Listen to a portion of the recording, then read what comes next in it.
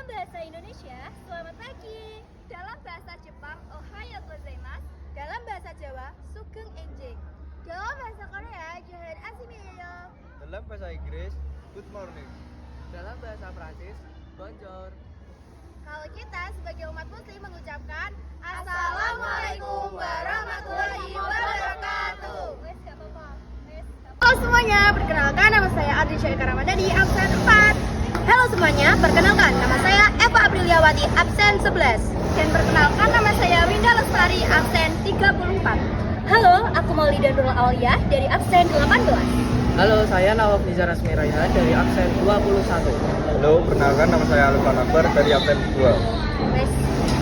Kai kata cinta, walaupun ku bukanlah pujangga yang bisa tuliskan kata-kata yang indah.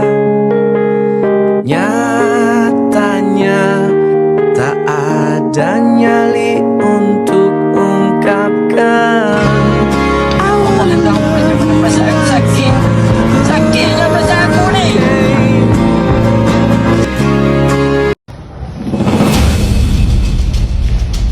Dari kamu? Aku? Siapa lagi? Kenapa?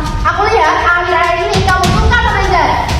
Aku? Aku salah. Kan aku cuma ngobrol biasa sama dia. Kan kamu tahu kalau aku suka sama Reza. Aku gak ada maksud lain, Bisha. Aku gak tahu kalau kamu suka sama Reza. Karena aku pernah cerita kalau aku gak suka sama dia. Kamu gak suka? Aku bener-bener gak tahu, Bisha. Banyak alasan. Sudah bisa dibicarakan baik-baik kan? Ada apa memangnya? Tanya sendiri tuh sama dia, perempuan gak tahu. Sudah.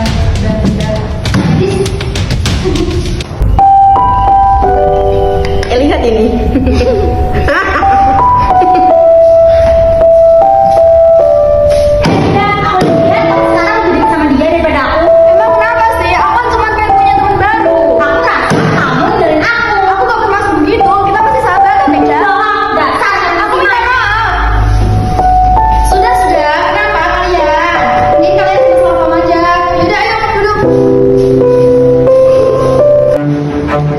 Tuh, nilaiku naik lagi nih.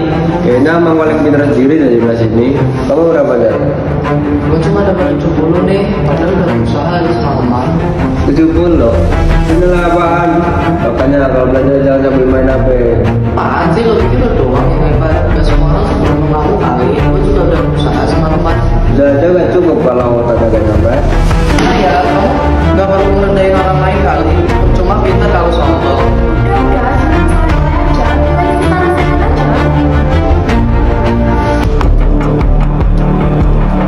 Kalau jalan lihat-lihat dong, nggak usah nyolot juga dong. Kan udah salah, bacot lo. Udah.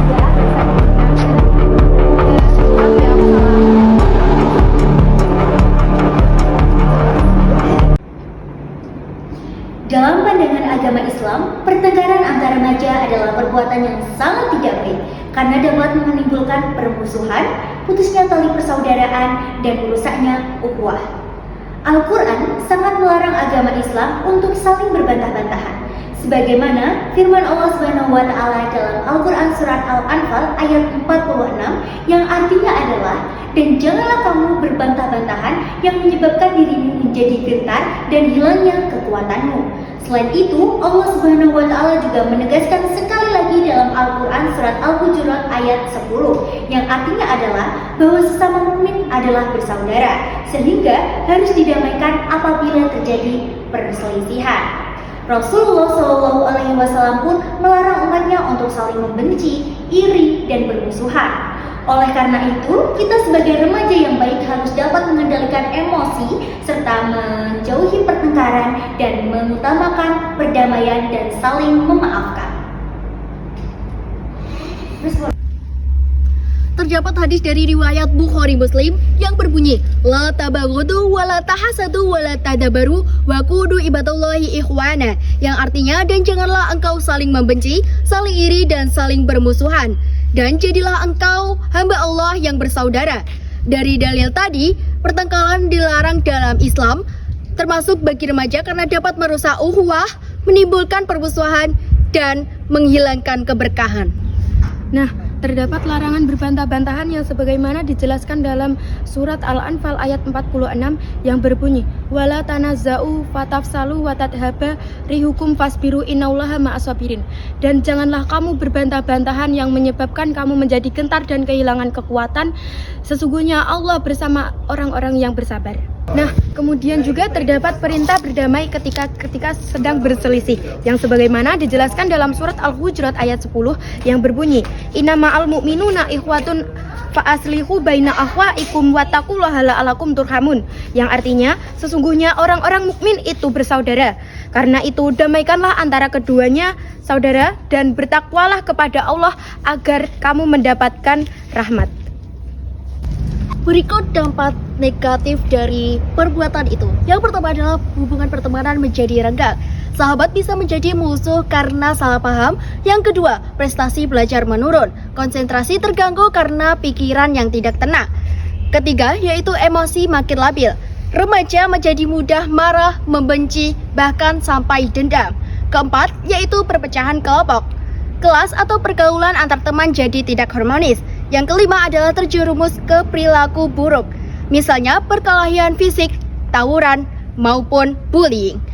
Dan sekarang dampak positif jika disikapi dengan benar.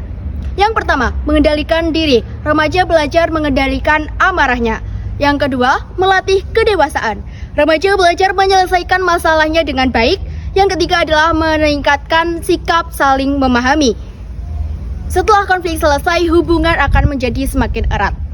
Internal atau dari dalam diri remaja. Yang pertama adalah emosi yang masih labil, mudah tersinggung, mudah marah, dan sulit untuk mengendalikan diri. Yang kedua adalah egoisme, tidak mau mengalah dan ingin menang sendiri. Yang ketiga adalah kurangnya kemampuan komunikasi, salah paham karena tidak bisa mengkomunikasikan dirinya sendiri.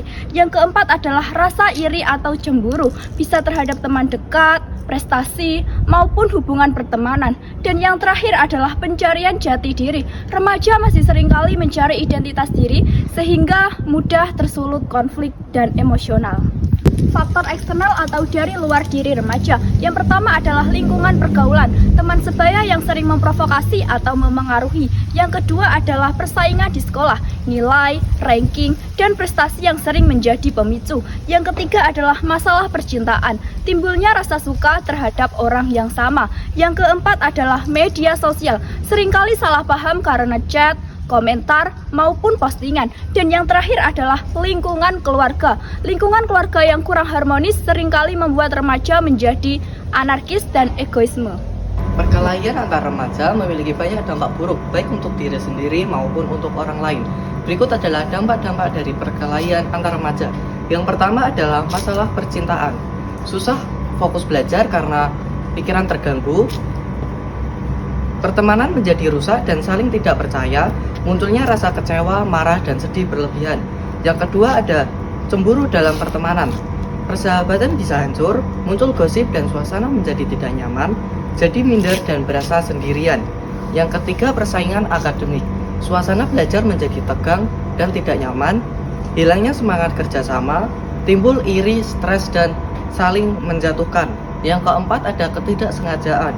Pertemanan renggang karena salah paham, timbul dendam dan kebencian, dan bisa berujung pada kekerasan di sekolahan. Cara penanganan bagi remaja yang sudah terjerumus dalam pertengkaran. Yang pertama, menenangkan diri, berhenti jenak, tarik nafas, dan jangan melanjutkan pertengkaran agar emosi tidak semakin memuncak. Yang kedua, mengakui kesalahan. Berani minta maaf jika memang salah dan belajar menerima kekurangan diri. Yang ketiga, memaafkan pihak lain, melepaskan rasa marah dan dendam agar lebih tenang. Yang keempat, bermusyawarah atau mediasi, meminta bantuan guru, orang tua, atau teman untuk menangani jika masalah sulit diselesaikan sendiri. Yang terakhir, belajar dari pengalaman, menjadikan pertengkaran sebagai pelajaran agar lebih dewasa, sabar, dan bijak dalam bersosialisasi.